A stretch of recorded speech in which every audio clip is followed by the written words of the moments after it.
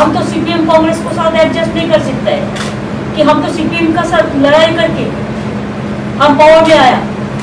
CPM का साथ हमारा रिश्ता नहीं है। सीपीएम कांग्रेस बीजेपी अगर बंगाल में एक साथ में काम करे तो हमारा लिए दिक्कत होता है।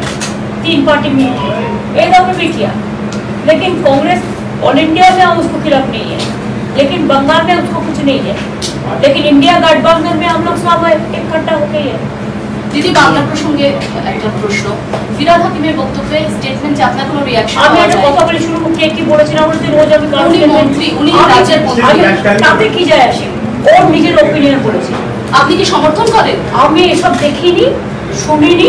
না, উনি বলেছেন মুসলিম পরিবারে জন্মগ্রহণ না করলে দুর্ভাগ্যজনক। আপনি কি সমর্থন করেন? আমি একটা কথা বলি, এসব কোশ্চেন আশা করি এখানে করবেন না। না, আপনার স্টেটমেন্ট পাওয়া যায়। আপনি সমর্থন করেন?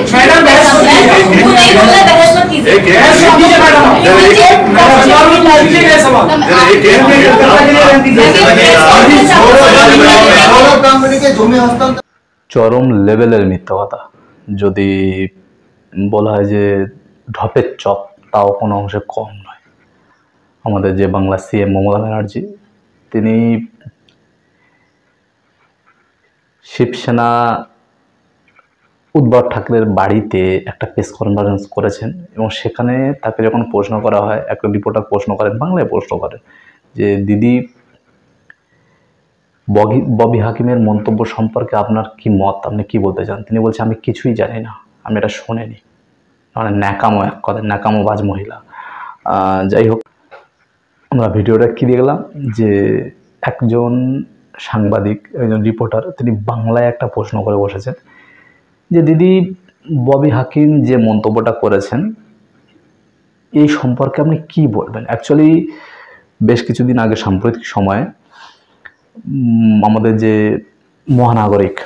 মহানাগরিক কলকাতার চেয়ারম্যান ববি হাকিম, তিনি ধর্মীয় বিষয় নিয়ে এক মন্তব্য করেছেন যে যারা মুসলমান হয়ে জন্মায়নি তারা দুর্ভাগ্য। মানে অ্যাকচুয়ালি তিনি বলতে চেয়েছেন যে মুসলমান বাদে সবাই কাফের, তারা সবাই দুর্ভাগ্য আর কি, তারা মুসলমান হতে পারেনি, মুসলমান জন্মগ্রহণই করেনি মুসলমান পরিবারে, তাদের দাওয়াতেই ইসলাম। তাই কেউ যদি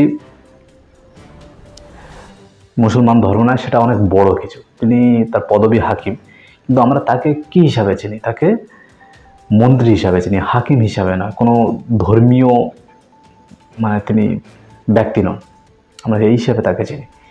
এই বিষয়টা আমাদের বাংলায় তোলপাড় সৃষ্টি হয়ে গেছে। এই মন্তব্যটাকে ঘিরে বিভিন্ন জায়গায় আন্দোলন হচ্ছে, অথচ দিদি বলছে তিনি কিছুই জানেন না, তিনি একদম হতবাক, যেন তিনি কিছুই জানেন না।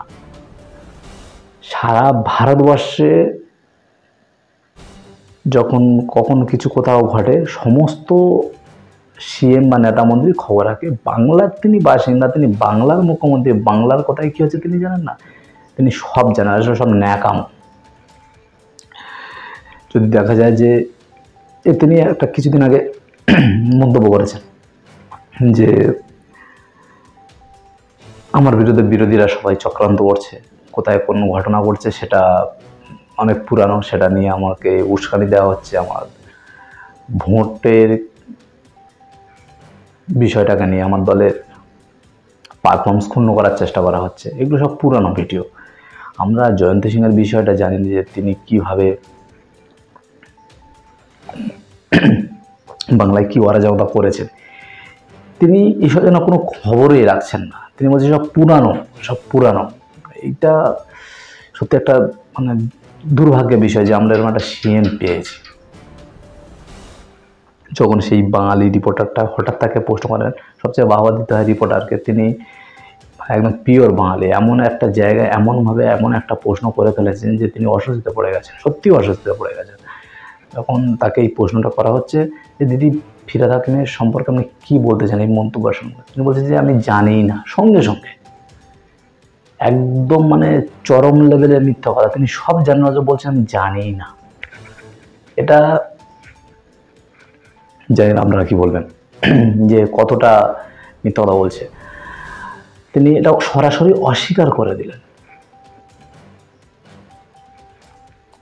এরপর যখন বলা হচ্ছে যে তিনি এরকম মন্তব্য করেছেন, তা আপনি এই সম্পর্কে কিছু তো বলুন, যে তিনি ধর্মীয় বিষয় আমি শুনিনি, আমি তাই কিছুই বলতে চাই না। টোটালি বিষয়টাকে এড়িয়ে গেলেন, এমন থোঁতামুখ ভোঁতা করে আছে যেন তিনি খুব মানে সমস্যার মধ্যে আছেন, এবং তিনি এই বিষয়টাকে খুব অস্বস্তি বোধ মনে করছেন। অথচ প্রত্যেকটা মুখ্যমন্ত্রীর কাজ হচ্ছে সংবাদ মাধ্যমের যথাযথ প্রশ্নের উত্তর দেওয়া। এই বিষয়টা সত্যি একটা দুর্ভাগ্যের বিষয়। পাশ থেকে তিনি আবার জিজ্ঞেস করছেন যে এটা কোন রিপোর্টার, তিনি বলছেন মানে পাশ থেকে বলে দেওয়া হচ্ছে যে এটা রিপাবলিক বাংলা। শুনে যেন তার হাওয়া বার হয়ে গেছে, দম বন্ধ হয়ে গেছে। এই হচ্ছে বর্তমান বাংলার পরিস্থিতি।